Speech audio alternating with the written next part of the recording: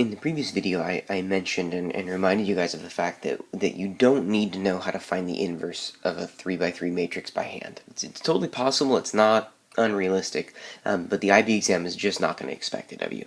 And so this video is going to cover how does the IB exam then expect you to deal with 3x3 matrices when it's a non-calculator problem. The previous video was about calculator problems, this one's about non-calculator problems.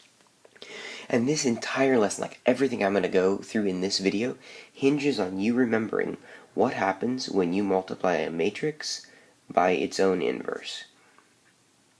When you multiply a matrix by its own inverse, we're supposed to get the identity matrix.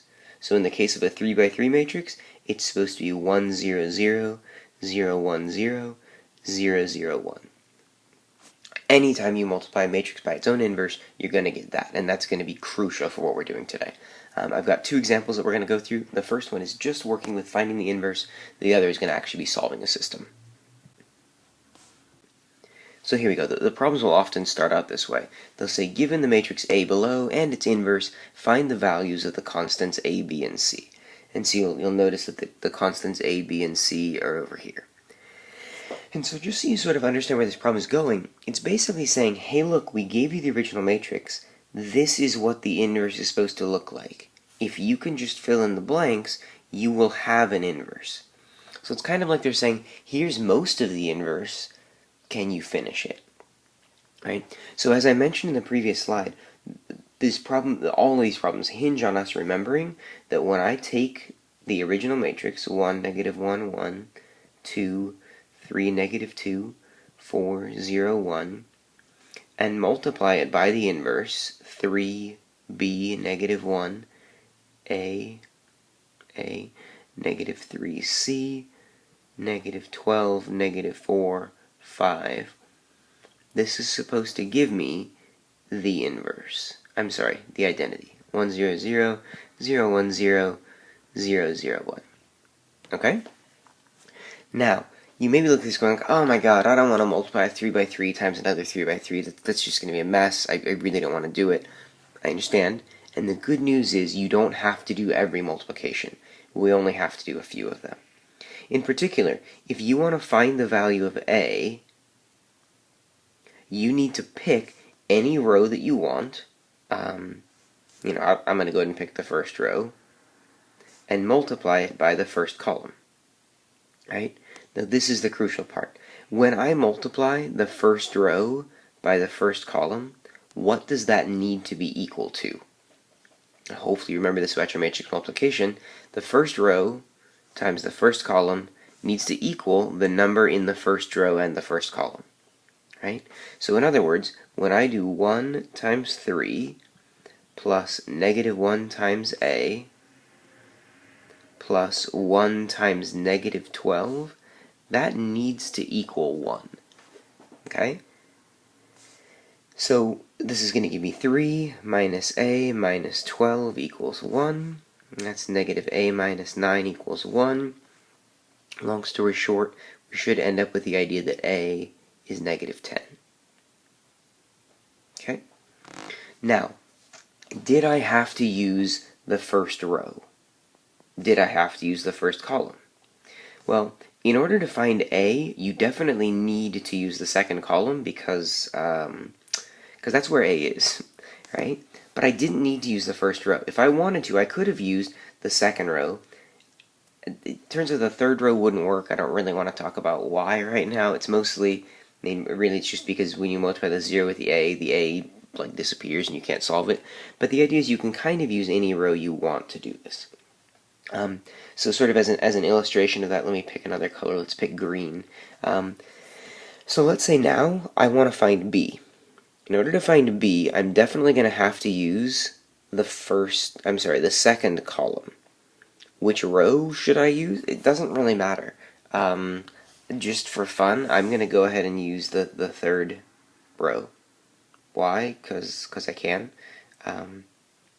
So if I do this one now, actually no, you should pause the video. It'll take you like 30 seconds. Multiply the third row by the second column, and make sure you pay attention to what number that should equal on the other side. In fact, take a minute and think about that right now.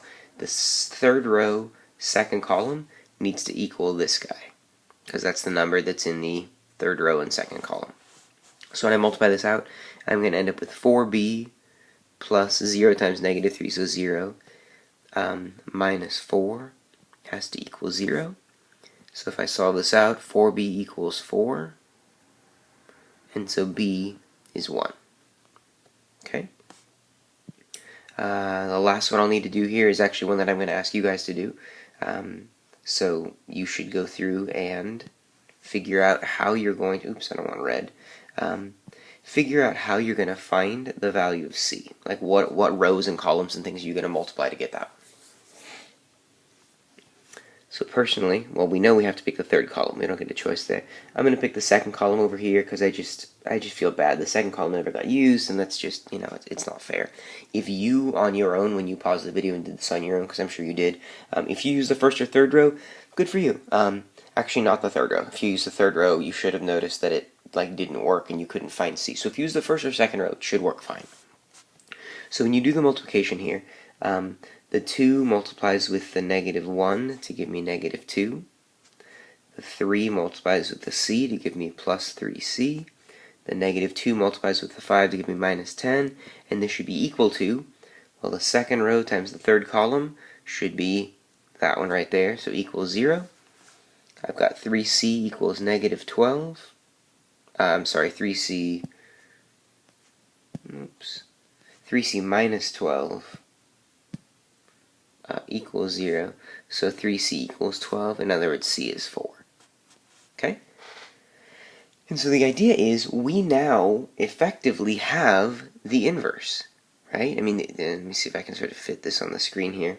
We were told previously that the inverse was supposed to be 3b negative 1, a negative 3c, negative 12, negative 4, 5. And so now that we've solved for these values, we know that A inverse is 3, 1, negative 1, negative 10, negative 3, 4, negative 12, negative 4, 5. So even though we didn't have a calculator, we were able to find the inverse of the matrix that they gave us by using the concept of multiplication to get through it. I've got one more example that sort of has a little bit of a complicated twist in it, so if you need to take a mental break now, get up and breathe. The one we're going to now isn't crazy difficult, but there is a more complicated component, so be ready for that. Very similar to the previous problem, you've got a matrix A, you're given its inverse, you want to find the values of the constants A, B, and C. So just like we did last time, I really feel like your first step should be to write out what you know to be true. What we know to be true is that when I multiply the B matrix, when you multiply this thing times its own inverse, 3, negative 9, 2, AB, negative 1, negative 1, C, 0, this is supposed to equal the identity. And I never used to write this step down, and some students used to have trouble with these problems. And if you're not seeing them at all, I really feel like writing that statement down makes it a lot easier to see. Because now you can sort of notate on this, how are you going to do this? When I multiply, in order to get A, I'm going to have to use the first column. And then what row do I want to choose? The second row seems to have nice numbers. I'll use that one. Right? When you multiply the second row and the first column, what number are you supposed to get in the identity? We should be getting this one, right? So if you haven't already paused the video, if you haven't done that on your own, this should be an easy thing, but check and make sure that you can do that on your own, and then we'll go through it together. When you multiply, you'll end up with 3 plus 2a plus 1 has to equal 0. That means 2a is negative 4, which means a is negative 2. So I found one of my values, okay? And that's where sort of the ease in this problem stops. This is where things start to get weird. Here's the deal. If you want to find B and C, we need to use the second column, right? So if I use that second column, what can I multiply that with to find either B or C? Let's say that you went with the second column and the first row. second column and first row. What happens when I multiply the second column and the first row together? I'm supposed to get this number here. So that means negative 18 plus 4b minus 3c has to equal 0. So if I move things around a little bit, I end up with 4b minus 3c equals 18. And here I'm in this position where I have an equation that has two unknowns. And I've mentioned a couple times in class and in the videos recently that if you ever see a problem where you have two variables in the same equation, it means you need to get another equation. You need to come up with another equation so that you can do this thing. So how can I get another equation that will involve b and c? Well, what I could do is I could multiply this second column with another row from over here. Instead of using the first row again, we can use the second or the third row. The second row will work, but it turns out here that the third row is actually a really nice one to use, and you'll see why in just a second. So when I multiply the third row and the second column, it's supposed to give me this number. So when I do that, I'm going to get negative 18 plus 3b plus 0. How convenient that 0 and the c cancel one another out. And this will be equal to 0. Right? So now I have two equations, two unknowns, and it's actually easier than that. In this other one, I can actually just solve for b. 3b has to be 18. That means b is 6. Now that I know b is 6, I can plug it back into this one, and I'll bring it down here so I can do the work. So you need to use blue now. So this is now 4 times 6 minus 3c equals 18.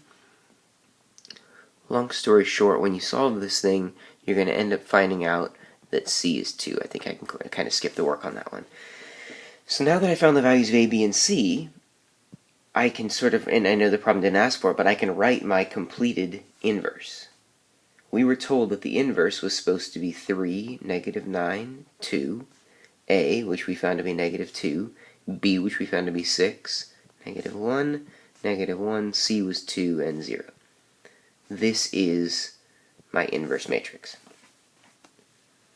And for the last part of this problem, I want us to use this inverse to solve a particular system of equations. So I'm going to clear the screen off. We're going to use the same inverse. So this information you've got in your notes right here, you're about to use it again. So I want you to use the inverse you just found to solve this system of equations.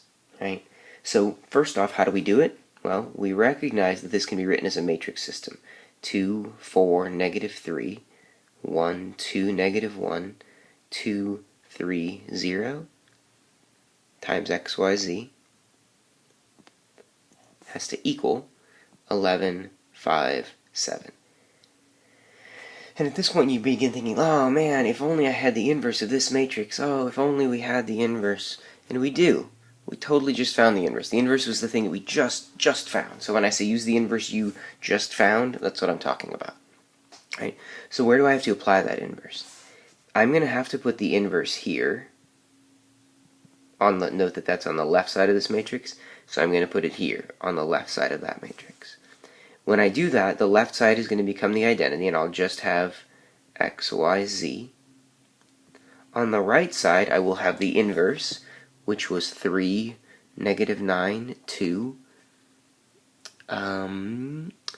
negative 2, 6, negative 1, negative 1, 2, 0. It'll be that times 11, 5, 7. And at this point, this should be a really simple matrix multiplication thing. We know that this is going to be x, y, z. We know this guy is going to be a little 3 by 1 matrix. And when you do these, I mean, when you do the first row and the first column, you're going to get 33 minus 45 plus 14, which happens to be, I think it was 2. Yeah. For the next row down, I'll get negative 22 plus 30 minus 7. That's positive 1. And then for that last one, we'll have negative 11 plus 10 plus 0, which is negative 1. And so that means the solution to your system is this idea of x being 2, y being 1, z being -1. So, sorry this video is a little on the long side, but this is the way that they ask these questions on the non-calculated portion of the exam. They really are testing your knowledge of the fact that when you multiply two matrices together, you're going to get the inverse, and that you know how to do that with,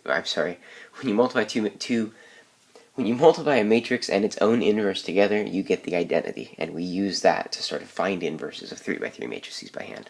Hope that made sense, and that you've got a little bit of energy left for the last video, which is about finding determinants. It's going to be a lot shorter than this one. See you there.